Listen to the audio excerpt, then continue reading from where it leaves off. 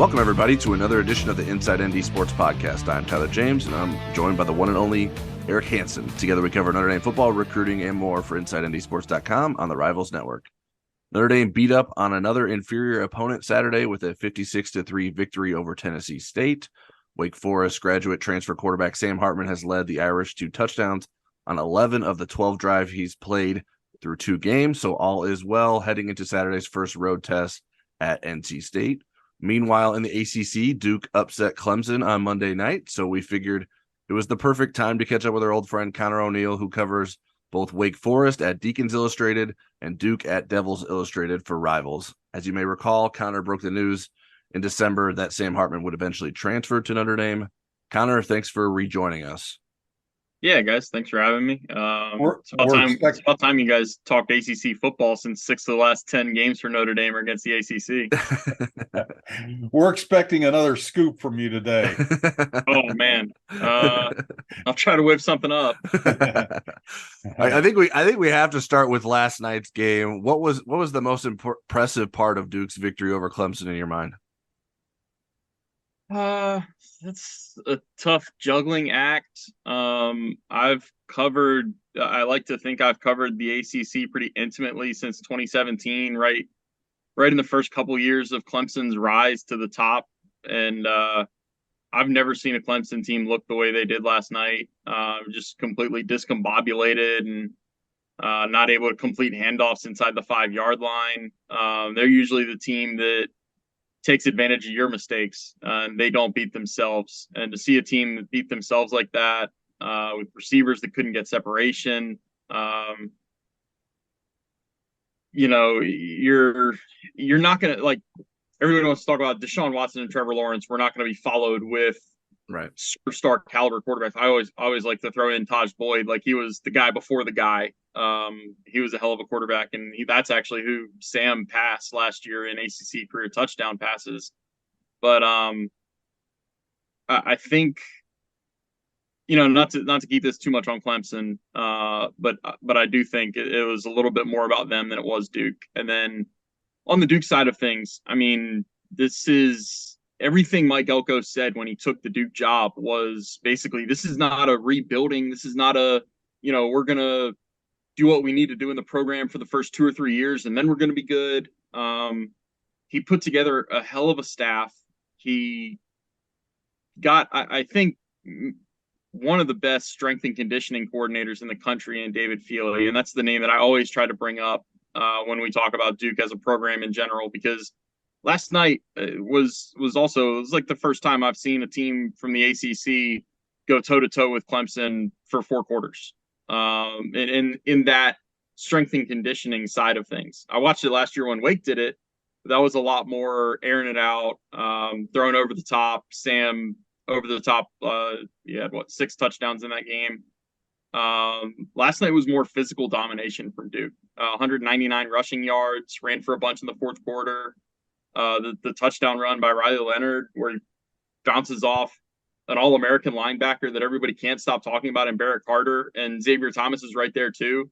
And Riley somehow gets away from them, keeps his feet, and goes down the sideline for 44 yards. I mean, I tweeted during the game, like, the last time I think we saw a quarterback make that kind of play against Clemson was the guy we talk about by one name in the ACC, and that's Lamar Jackson. Like, that was that level of play. A lot of takeaways, obviously, Sure.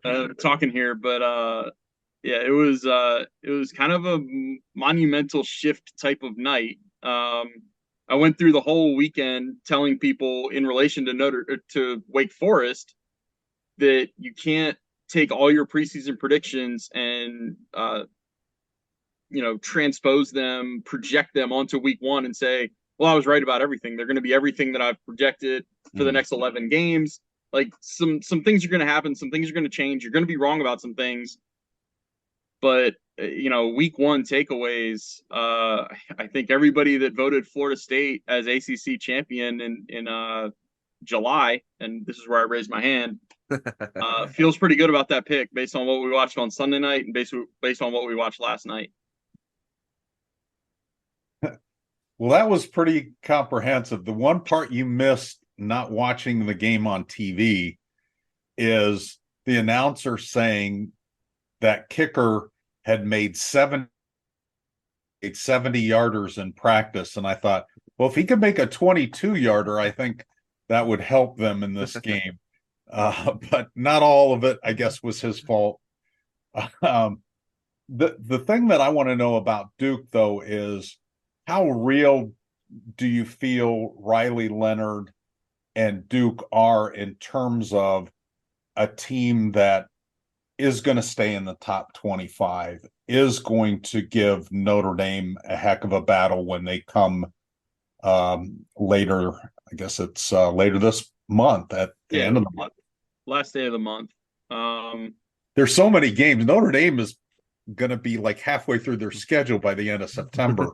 I know. I always thought the teams that played in week 0 had to take week 1 off, but that's not the case at all, because like 13 of the 14 that played in week 0 played in week 1 too. Yeah. To answer your question, I mean, look, I've got some questions about Duke's depth, and I kind of felt like Mike Elko, maybe not singling me out, but everybody likes to think that the coaches read our stuff. And when he's talking last night about how everybody talks about our depth not being good and we rotated just as many guys as Clemson, I kind of felt a little targeted there in the presser. But look, we're still going to see what they're made of in October and November. And really it's going to start in that last day of September. But you know, it's 14 games of Mike Elko's tenure, and they've backed up everything he said so far. They've backed up being a physical team. They've backed up that they can come together and believe. The one thing that really stands out to a lot of people when you're first kind of reintroducing them to Duke football, because it was a few years in the desert there under David Cutcliffe at the end of his tenure, is this was not a transfer portal overhaul roster. They filled some gaps where they needed to, like they've gotten some key contributors, but in a lot of places, these are like the last couple recruiting classes of Cutcliffe and players that played a lot of football when they were going 2-9 in the COVID year and 3-9 in 21. So it's a lot of guys that experienced the kind of the downside of college football, that feeling of being left out of a bowl, that feeling of going home early in December. And, you know, that's where you get into sometimes the guys that have faced that adversity are better off for it down the road when they're 4th, 5th, and 6th year players. I know you highlighted the strength and conditioning coordinator earlier. I don't know, that may be the answer to this question. What is the biggest impact or change that you feel Mike Elko has made that has put Duke on the path that it's currently on? That's probably it. I mean, you know, David Feely was at Miami and he was Miami's guy, but when they hired Mario Cristobal, Mario wanted to bring his own guy from Oregon, which there's no fault there. Like that's what every coach wants to do nowadays, but that was to Duke's benefit. Maybe you could say it's finally reparations for the 2016 lateral game that had the botched call on the kickoff return that Miami won at Duke. But it's pretty incredible to listen to the Duke players talk about their summer workouts. And we know that's like the most boring thing possible that we hear about when it's like media days in late July and players are talking about how great it was that they were in the summer workout program and how much bigger and faster they are. And it's like, well, that's great, but we don't get to see the benefits of that for another like month. So I don't, and every team in the country says it, right? Every team, like there's no way to separate. We don't have access to the catapult numbers where we actually get to see who's making the biggest strides. So it's just something that kind of goes, you know, underreported for lack of access. But when you see the results, like when you see a 3-win team from 21 become a 9-win team in 22, and then when you see Duke do what they did last night against Clemson, it really starts to land home. And Elko has even told us, everybody, when a new coach gets hired, everybody wants to know, all right, who are his coordinators going to be? Like I was guilty of it. I was curious who he was going to bring with him from Texas A&M, what connections he had from being in college football for 25 years. He's a first-time head coach. Who does he know that he's going to bring in? he has told us that the most important hire in his mind was getting a strength and conditioning coach that he trusted.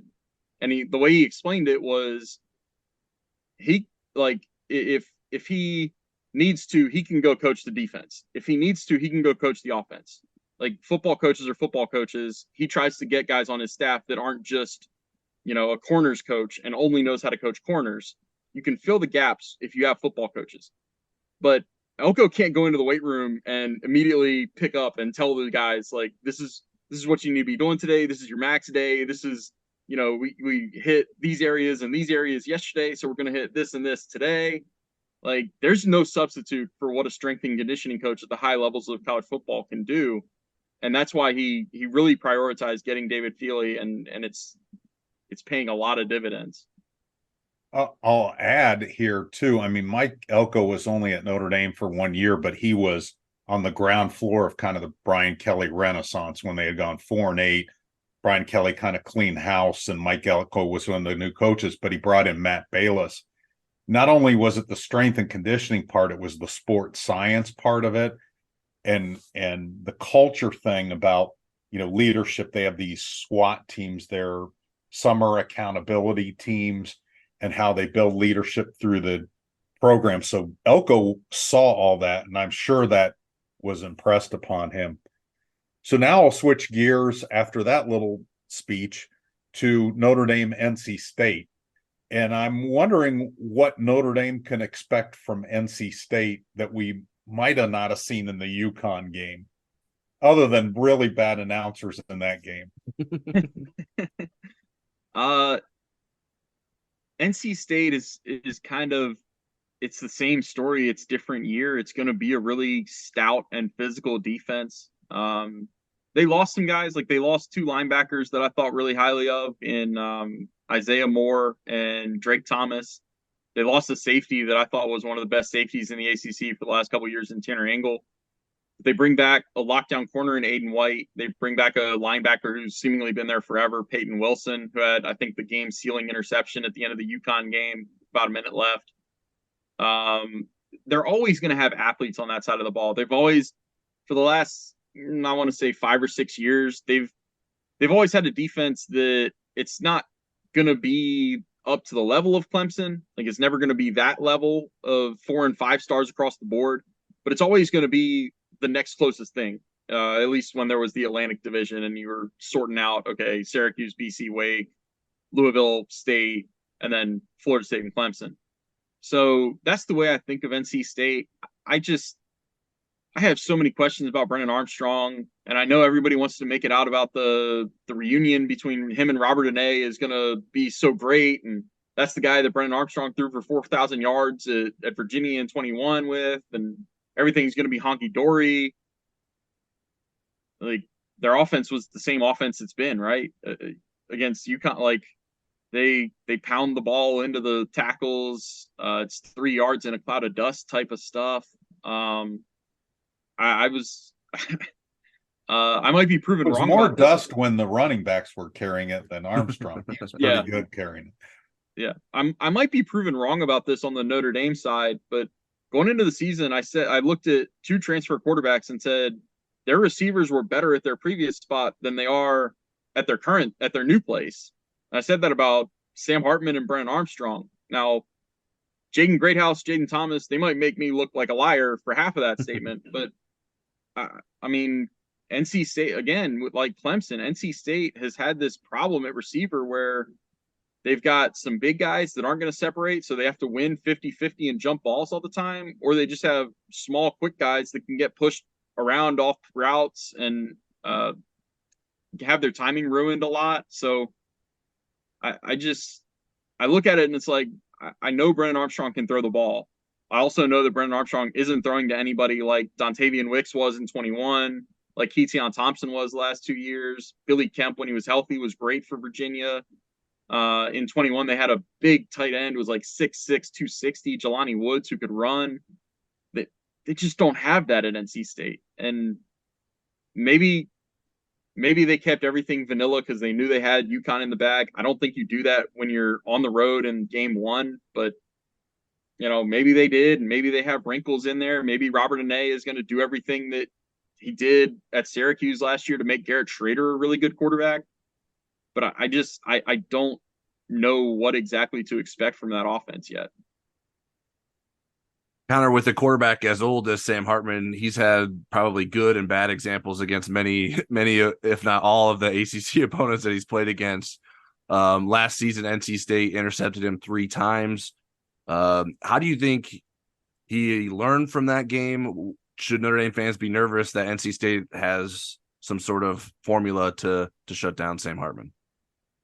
Yeah, I wouldn't be all that nervous, just because it's such a different offense. I mean, I watched the Navy game, and Sam makes an extended handoff and runs behind the line of scrimmage, and he's not getting hit.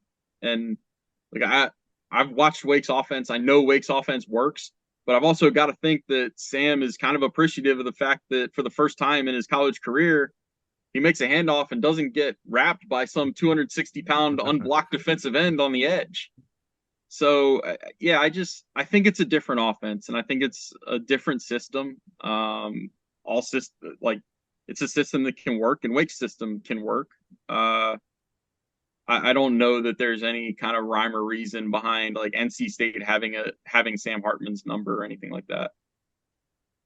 I wanted to ask you about the ACC expansion, whether you think this is a good thing, what you think this will lead to. But keep in mind, Notre Dame fans, they're used to playing a game in California every year. Sometimes they'll play in California and Texas in the same year. So this isn't as big of a deal. I know they're closer to California, not markedly so, but I'm just wondering what your take is on the expansion and where all this is headed long term. And you guys really want me to talk a lot here, don't you? We like it. Then we can just sit back and look good on a Zoom that's not going to be used. I think it was a move made out of desperation. I understand why the ACC did it. They have 3 teams that look like they're going to try to challenge the grant of rights in the next 2 to 3 years and leave the conference. And that's the 3 that voted against expansion. It's Florida State, who has made no secret about their intentions. It's Clemson, who thinks they've thought they're SEC for the last 6 or 7 years anyway. And it's Carolina, which is a little bit of surprise there, but they're the one that's desirable. Like, the SEC is already in the states where Clemson and Florida State are. The SEC is not in North Carolina. People in North Carolina have next to no reason to watch the SEC network. And if you add the biggest program in the state to your conference, bang, that's a state of 10.5 million people that you're adding a lot of interest there. So the whole calculus of adding the 3 with 3 dissenting votes is if the ACC slips below 15 full-time members, then ESPN can renegotiate the deal with ACC Network. And that would, renegotiating means they'd give a lot less money to the ACC. And how valuable is an ACC without those 3 programs in it? As much as I want to believe that Wake and Duke are programs on the rise, I don't know that their, elevation is at that level where they can just take over as cream of the crop programs in the country. So I get it from that standpoint. I think that it was a move done preemptively when you had time on your side. Like, the grant of rights keeps teams in your conference until 2036. If say Clemson and Florida State in 2 years or next year challenge the grant of rights and are able to get out of it, you could still add those teams. Like, they're still going to be there for you. They're not going to find greener pastures. The Big Ten didn't want them. The Big 12 didn't want them. And the Pac-12 is going to cease to exist, basically. So it feels like you're doing something for the sake of doing something. It's preemptive move that didn't necessarily have to be made. And that's kind of where I have the problem with it. And then because I am in North Carolina, I like covering basketball. I grew up on ACC basketball. And I look at it as this conference, basketball-wise, has had a problem for like 3 or 4 years now. that's too watered down. You have too many games against the bottom of the conference, watering out your schedule. And now you're going to add 3 programs that have awful basketball programs. Like, just that side of it. I mean, if I'm pick the name of an ACC basketball coach right now who is in good standing and not on the hot seat, I'm pretty pissed off if I'm them at this point. Connor, circling back to Clemson, since that is someone Notre Dame will have to play eventually, do you think the problems that were apparent with Clemson on Monday night are fixable? There's not another transfer portal window in mid-season, is there? Their wide receivers didn't look fast. That's been a problem. Like, that's been an issue. DJ threw 6 touchdowns at Wake Forest last year, and all of them were jump balls. Mm-hmm. And I think one guy was like wide open because the Wake DB fell down or something. I don't know, but this is not a new issue. Like, ever since I think Justin Ross missed the 2020 season, I think that was the one where he had the freak injury. I remember opening that COVID year, they came to Wake, game day was there. I watched in an empty luxury box because I had COVID symptoms, but I was cleared to go to the game. I watched Trevor Lawrence just dot ball after ball, and I think he had 5 or 6 drops in that game against him. One of them was a guy in the back of the end zone by himself. This is not a new problem for Clemson at receiver. It's not a new problem for Clemson on the offensive line. Like, they have talent. If you look at the recruiting rankings on the offensive line, when you actually watch them play and watch them give up as much penetration as they do, the 16 team, the 18 team, the 19 team that lost to LSU, those teams didn't do that. They didn't get off schedule as often as they have the last 3 years. That's something that, I mean, I don't know if Dabo has a come to Jesus moment and says, okay, Lincoln Riley can implement everything about not Lincoln Riley, Garrett. I've been calling him Little Lincoln all day. But if he just lets him have full control of the offense, because it didn't seem like he did last night. It seemed like it was still a lot of Clemson principles of the stuff that worked in the late 2010s and hasn't worked as well the last 3 years. I guess that's the most instant fix, but Dabo's a football coach who's won 2 national championships, won 7 of the last 8 ACC championships. Is he going to have that realization? I honestly don't know. I guess I would kind of bet against it, but I mean, your guess is as good as mine on that one. My last question has to do with Wake Forest. What kind of team they're going to end up being, how they are at quarterback. I find it curious. I don't know the whole backstory on how that guy goes into the portal, commits to James Madison, and ends up back at Wake Forest as its starting quarterback. That was his brother. Oh, that was his brother. Yeah, he had a younger brother, Brett, who spent a year at Wake last year. They thought really highly of him, but Mitch having the extra COVID year, when Brett committed, they were whatever it would be 2 years apart in eligibility, and now they're only 1 year apart in eligibility. So I talked to Mitch about this at media day, and he basically said, I couldn't promise my brother that I wouldn't be here for the next 3 years and then leave him only with 1 year to be Wake's starting quarterback. Okay, that clears it up. Oh, okay. But what kind of team is Wake going to have without Sam Hartman? Looks like they can run the ball in the first game. And that's kind of where the focus needs to be going into the Vanderbilt game. They told us often in August that they wanted to run the ball better. Dave Clawson had the stat of like they only had 9 runs of 20 or more yards in all of last season. I know that like the rushing yards per attempt and yards per game was their worst since 2015, which is the last time Wake didn't make a bowl game. It's going to have to improve. The optimism at this point is they kind of were beating their head against the wall and running into a box that did not say to run the ball against Elon. It was just basically a let's see what we've got. We know that this is an FCS team where we're going to have some mismatches. If it's close, we know we can throw the ball to Jamal Banks on the outside and he's going to make a play. It was the type of like, let's make sure this is what our focus is on. It doesn't bode well that it didn't go well against the FCS program, but at the same time, it's still going to be an offense that takes what it's given. That just wasn't the case in the Elon game. So I've kind of said all along, like, I think this is a bridge year for Wake. I think that their schedule sets up pretty difficult. They have trips to Clemson, Virginia Tech, Duke, Notre Dame, Syracuse. By the time they get to that 11th game in South Bend, they might look pretty ragged. They've never had a winning November under Dave Clawson. Even when they won the Atlantic Division, they went 2-2 in November. So I always kind of think of November as that's when Wake starts to slip a little bit.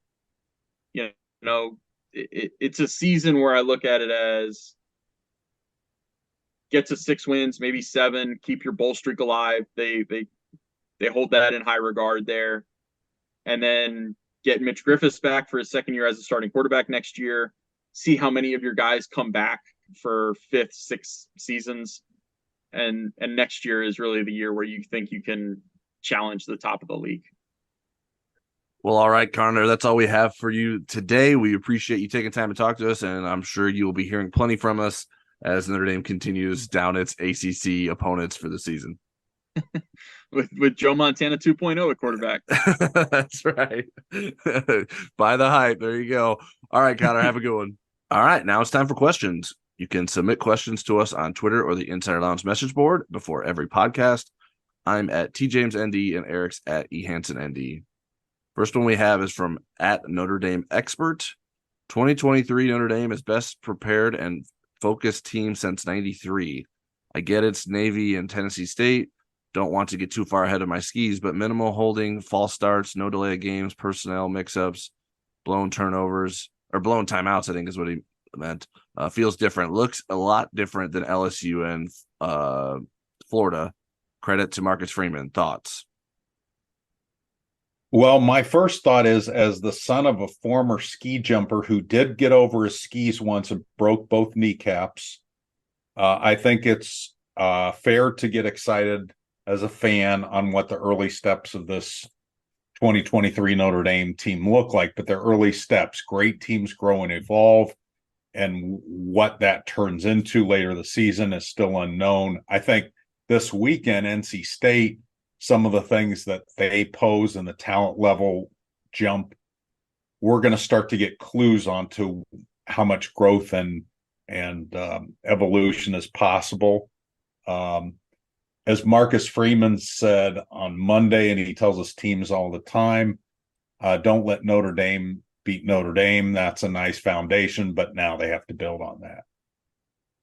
They have to beat other teams too. Yeah, to say it's the best prepared and focused team since 93 seems like a bit of a stretch. I didn't go through every year to see if I would agree with that, but that seems it's just so hard to judge off of these two opponents. And like, yes, it's a good sign that you don't have holding penalties or false starts, but if it makes you're a little less nervous, and maybe not against Navy. I think you probably have a little bit more respect for Navy than you do Tennessee State. But when you're playing home against Tennessee State, like, you should be pretty comfortable, even if you're inexperienced. Like, you feel like you have the upper hand there, and so you're not going to do things that you're not taught to do or lapse into mistakes. So I think that helps in a big way to make you look sharp. So I think that is certainly a good sign, but I don't know that it's necessarily going to mean that Notre Dame's going to end up going undefeated. So I think that Notre Dame still has to continue to prove what it has talent-wise and that it can continue to play sharp against tougher opponents.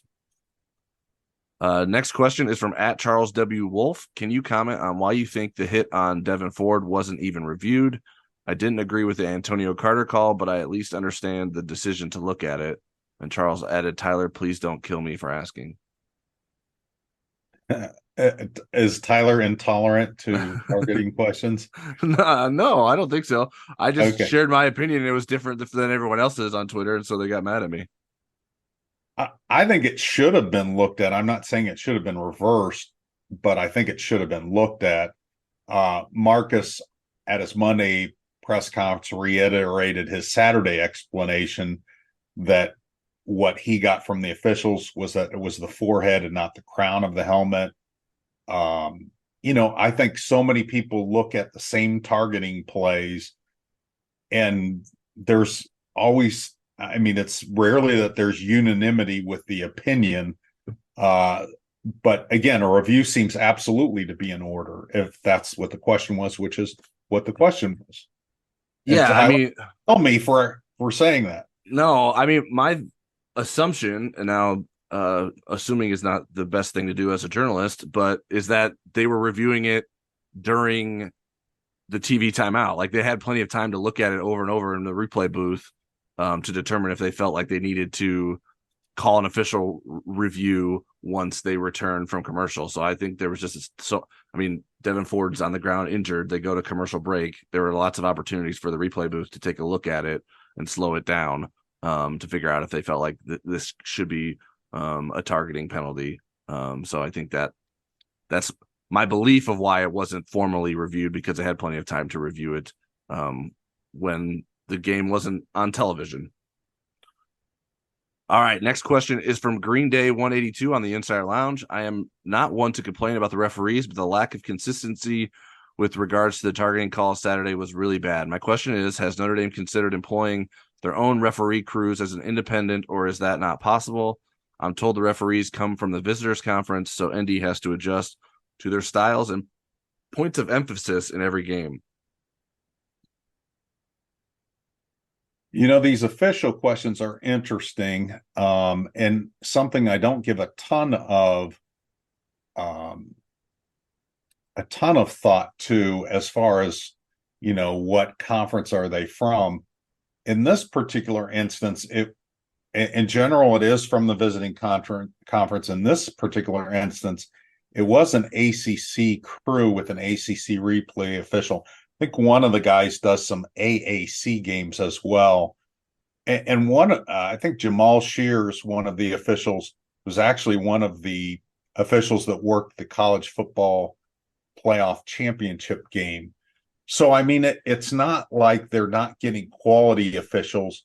And given how much Notre Dame plays ACC competition, they're going to end up with ACC when they go on the road against non-ACC teams. They're going to end up with ACC teams when they play at home. So it's pretty much an ACC crew more often than not. So, and then if you're going to play in the playoff, you're going to get crews from other conferences that have different ways of calling things. So I guess you just have to adapt. I'm not as wound up about where the officials are from, and if Notre Dame is not getting a fair shake. It seems like the officials are either really good or really bad, and they're bad for both teams or good for both teams. Yeah, I don't think that different conferences have different points of emphasis with their officials. I think it's pretty standard across the entire college football that they're working from the same rule book. It's not like there's an ACC rule book or an SEC rule book that they're relying on. So I don't know that is making a difference in terms of Notre Dame having to adjust of like what an SEC crew is going to be like versus an ACC crew. I don't think those are things that Notre Dame is taking time to consider when they're preparing for an opponent, what the refs are going to do and what kind of styles they're used to. I think they're expected to be the same, and maybe they're not always the same, and you feel some type of way about how they're officiating, but they're not. But they're all supposed to be doing the same thing, and whether or not that happens, maybe isn't always the case. All right, next question is from LDL Go Irish on the Insider Lounge. I saw Rocco Spindler block and fall to his knees after contact. I can see where the coaches are coming from. His technique on follow through didn't bring his hips up and legs under, caused this. I saw Tyler's report about a downfield block. My question is, do strengths or drills and strength and conditioning continue to shape a player's body and work on enhancing footwork during the season? How a football player needs to be strong, a given, but also agile, mobile, and hostile. Spindler is hostile, but lacks agility and mobility. Your thoughts, as always, are appreciated. Well, I like the way you phrased the question. The ones that drive me crazy in my live chat are the ones where there's not good tackling and they ask if they practice tackling in practice. But this is a little bit different because I do think that it's hard for the average fan to understand, and really the average media member, how much do they do the strength and conditioning, agility work, speed work during the season. Keep in mind, they have a 20-hour work week per the NCAA. Now, they can do some things on their own, like throw on the side or film work and stuff, but you really have to divide a lot of that into preparing for your next opponent. Yes, there is some strength work, and you're getting conditioning and practice, and they also do a period of, they call it, what is it called? What's FSA stand for? Honestly, I have no idea. Flex strength and agility, or flexible strength and agility. But it's basically what they call their stretching period. So they're doing those things as they start practice. That's the very first thing that they do. And that's usually what we get to see when we're invited into practice. We get to see that stuff. So we do know that they're doing it. But I also think some of the things that you're concerned about, LDL, is in Joe Rudolph's purview, and that's getting him to play with a proper technique, shifting his weight right, doing the right footwork. Those are all things that I think Joe Rudolph can handle, and I think that he is handling it. I think that you'll see Rocco improve as he goes along. You know, Joe Rudolph believed in Rocco, and I think that's one of the reasons why Rocco is still at Notre Dame and not somewhere else, because he saw that he had a chance to convince this guy that he was a starting guard, but he's not a finished product. And so they're going to continue to work with him, but there's a lot of talent there to work with. Yeah, in general, strength and conditioning is more about maintaining than gaining during a football season. They're not trying to overwork guys and make significant gains in the weight room. They're trying to make sure that they're maintaining their strength, but not overworking them and stressing them to make them be in worse positions and be dealing with soreness and not being at their best come Saturday. You're trying to sort of balance that. Where the work is done most in terms of improvement is with drill work and trying to make sure that those guys are doing what is being asked of them. Certainly, if Rocco Spindler wasn't agile or flexible enough to do the things that he was being asked, he wouldn't have won the job that he won. He has proven the ability to do that. His problem may be his consistency in making sure he does that, and that is what he and Joe Rudolph would be working on a daily basis to get him better at doing those things. So I think that's sort of how I see things, and I think that's probably what Notre Dame's doing inside the program to try to address. And then it's not just specific to Rocco Spindler. Every player is being evaluated on how they're executing their techniques and what they can do to correct those things and where they need help at the most. Next question is from Marie Biafore at Biafore_Marie. What are your biggest concerns for the NC State game, including ND weaknesses they are suited to exploit and strengths of NC State that could bother ND? I think the things that are concerning to the Notre Dame coaching staff going into it is NC State's balanced defense. Last year, they were really good against the run and the pass, and they were the best pass defense in 2022 of the 12 2023 opponents. And the history of success versus Sam Hartman. Now, again, he's in a different offense. He's got a running game to go with him, but those are things that you kind of look at. And then I would say from the other side, Brennan Armstrong's playmaking ability including in the run game. He had 19 carries for 96 yards, a couple of touchdowns. He's a big guy, so he can, I don't know if lowering his shoulder is the right thing, but he can kind of bowl his way past smaller defenders sometime. And then I think the step up in competition in a hostile environment, I think all those things are going to make it more challenging for Notre Dame, much more challenging than what they've seen so far. Yeah, even if NC State has questions at receiver, like Connor was saying earlier, that there's the talent that they do have at receiver is probably still going to be better than what Tennessee State and Navy have had at wide receiver. So I think that those guys, Notre Dame's cornerbacks and safeties will be challenged more. With that, certainly NC State wasn't exactly the best passing team in its season opener. So they still have their own issues to figure out. But I think it's Brennan Armstrong and his just elusiveness and making sure that he doesn't extend plays and make big plays happens, because the longer a pass play lasts, the harder it is for teams to cover it. And there are some examples, which I'm including in an analysis that I'm finishing up today on InsideNDSports.com, of Notre Dame sort of losing contain of the quarterback. Tennessee State didn't really take advantage of that, but I think Brennan Armstrong is more likely to take advantage of that. So that is a concern that Notre Dame has to be prepared for. And then offensively, yeah, I think it's just NC State being a sound defense and not getting wrapped up in maybe some of the things you're going to throw at it, and sort of having good responsibilities, good techniques, and some familiarity with Sam Hartman. And maybe there's a tell or a way to confuse Sam Hartman that NC State has figured out. I can't imagine that Sam Hartman would be unaware of those. So I would imagine those things would be fixed. But sometimes things revert back to certain ways when you're live in the moment. And maybe Sam Hartman's been thinking about this, like, I gotta remember this cornerback is there, but then you have a lapse in memory, and then all of a sudden you get caught up with an interception like he did a couple times last season. So I think those are the things that Notre Dame has to be cognizant of heading into NC State. Next question is from Bob_Oxnard on the Insider Lounge. Should Jaden Ausberry spy Brennan Armstrong?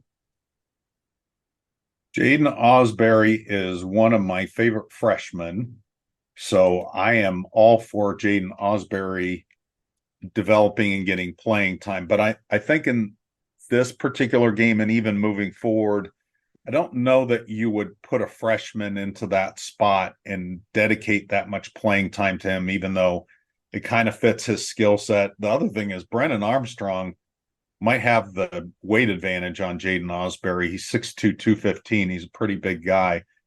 But Notre Dame has to have a strategy to deal with this kind of quarterback. They're going to see running quarterbacks that get a lot of carries, and Riley Leonard and Duke that you saw on TV last night.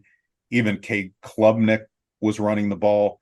Central Michigan's quarterbacks in 2 weeks, they had 19 carries between them. The starter had 17 and almost 100 yards there. Phil Jakovic against Pitt. So how does Notre Dame want to deal with that? I don't think they're putting one spy, and Marcus was asked about this in the press conference, and I'm not sure that he gave the answer that he wanted to give away his strategy, but I don't think it's going to come down to one person. I think in some cases, depending on the down and distance, it may be a safety. Notre Dame, when they go to that 6 defensive back look, when they have the player on the field they call the Aztec, Xavier Watts kind of moves up into the box and is playing at the linebacker level.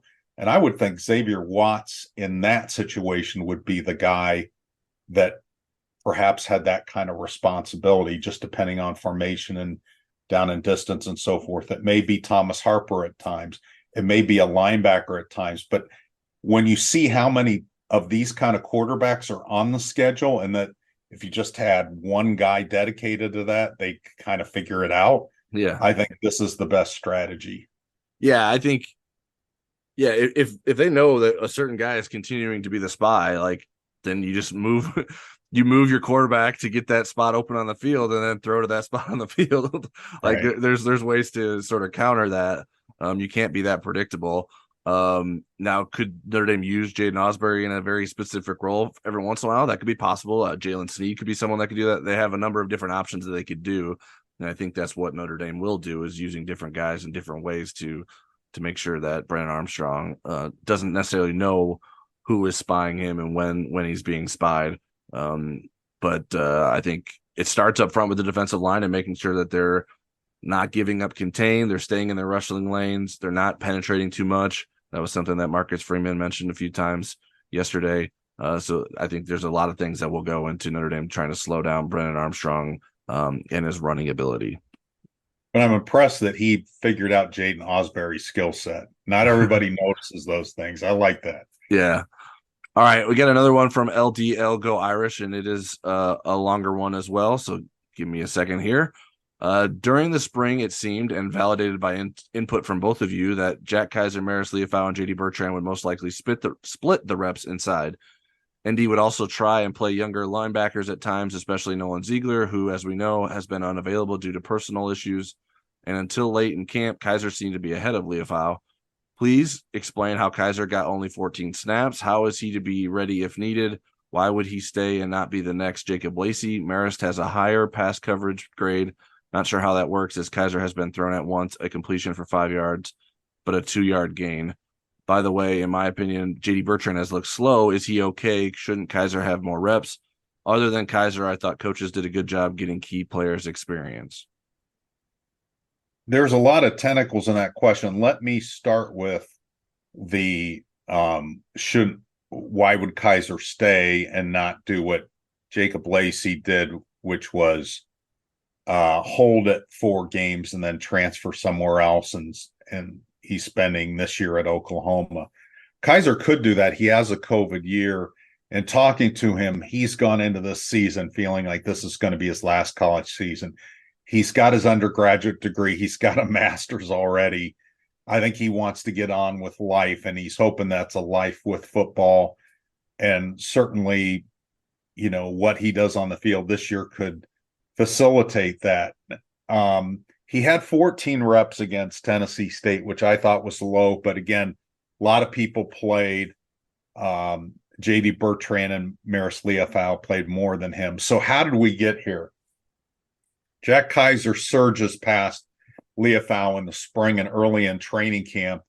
And then without Kaiser having any drop off, Leofau answers that. He comes back and becomes the player that Al Golden said he had heard about before he got there. And now he's playing like that. So I think what Notre Dame has is a first world problem. What I've seen them do in the first 2 games, well, the first game was Kaiser was all over the place, right, playing different positions. In the second game, Notre Dame primarily played 2 linebackers and played their nickel and their Aztec packages. So there were only 2 linebackers on the field at the time, a lot of the times, and that would be Leofau and Bertrand, and then the next line was Kaiser and Jalen Snead. But again, those guys show up in sub packages, and we may see more of those sub packages against NC State, which may hasten more participation from Kaiser. Here's the bottom line. I thought about asking the Kaiser question at Monday's press conference. I did not use it. I'm thinking about using it Thursday. Again, I think it's a first world problem that they have all this linebacker talent. As far as your assessment of JD Bertrand, he did not grade out well from the Pro Football Focus grades from the last game. And I don't know that he looks slow. I didn't notice him a lot. Tyler does the film review, so he watches things a little bit more diligently the second time around. But right now I think Kaiser's playing really well, and I do think he deserves to be on the field more. Yeah, I'll start with Bertrand. I don't think he has looked slow. That's not something that had crossed my mind. So I'm not really worried about JD Bertrand. I think he is probably Notre Dame's best linebacker and will remain that. Should Kaiser have more reps? I think I'd like to see him more. I'm less worried about him getting experience against Tennessee State. I mean, Jack Kaiser is a fifth-year linebacker. I don't know that he needs more experience. Now he hasn't played inside a ton, but I don't know that at Tennessee State was going to challenge him to do that. And Amaris needs that experience too. I mean, Maris played a lot last year, but he struggled, and I think he's playing at a higher level this year. And so Notre Dame is taking advantage of that and using him in different ways. I think that is what's going on with that. I don't see Jack Kaiser as someone that's going to all of a sudden ask to redshirt this year and transfer. That does not jive with my impression of Jack Kaiser and how he feels about this team. So I think he's going to continue to be dedicated to this team and find a role for himself, and hopefully he can get some more playing time. But it's hard to judge like snap counts on a game where the second half didn't matter. Like I don't really put much into the snap counts in either of these two games so far, because it's not a fully competitive game. So the snap counts are kind of hard to judge, and you want to. So I'm not ready to like rule out that Jack Kaiser is going to be sort of left on the bench, or sort of assume that Jeff Kaiser is going to be left on the bench for a majority of the rest of the season based on how the first two games have gone. All right, last question is from @Ryden41. Did Notre Dame see enough from Steve Angeli to make him a legitimate contender for quarterback one in 24, or does Notre Dame still need to see more? I think Notre Dame needs to see more, but I think that was a nice sample to add to his resume, keeps him in that conversation. And again, he certainly put himself in the conversation with how well he played this summer, how well he played during training camp. This was kind of another piece to see who Steve Angeli is. But again, if Sam Hartman has the year that we think Sam Hartman can have, then I think that you have to say, okay, is Steve Angeli, Drew Pine, Tyler Buckner good? Or is he have the potential to be Sam Hartman good in 2024? If the answer is no, I think ND owes itself to assess CJ Carr as a freshman and also look in the portal and see if there's a Sam Hartman caliber quarterback in the portal again before you make that decision. But again, I thought it was really positive for Steve Angeli. Yeah, I think at the quarterback position, you always have to be aware of what's in the transfer portal, or what could be in the transfer portal before you make any sort of firm decisions. Notre Dame did that the previous offseason and may have made the wrong decision with that. It certainly didn't play out the way that Notre Dame had hoped with Tyler Buckner and Drew Pine at quarterback. So what will happen next offseason? I don't know. I think Steve Angeli is making a more of a case for himself. I don't know. Like, certainly it's not enough yet. This is the first sign of how he can hold up in meaningful moments. And even then, he's playing for a team that's up more than 30 points. So it's not exactly like he was in a position to lose the game for Notre Dame, but he did some nice things. There's still plenty of throws that he would need to make to be able to prove to be the starting quarterback next season. A lot of those discussions, decisions, and evaluations will be happening from things that he's doing on the practice field. But you need to see him in some game moments to get a better sense for that. And I think he passed that first real test against Tennessee State on Saturday. All right. That is it for today's episode of the Inside ND Sports Podcast. If you don't already, you can subscribe to us on Apple Podcasts, Spotify, Google Podcasts, and other popular podcast platforms. If you like what you hear, give us a star rating, leave a review, and share our podcast feed with someone who enjoyed watching Clemson lose on Monday night. We are rolling through our weekly audio and video content with the Inside ND Sports Podcast here every Tuesday. And over on YouTube, we have Football Never Sleeps live every Monday night, Place Your Bets every Friday before a game, and post-game takeaways late Saturday/early Sunday, depending on when we can get that up. And as always, stick with InsideNDSports.com for all your Notre Dame coverage needs.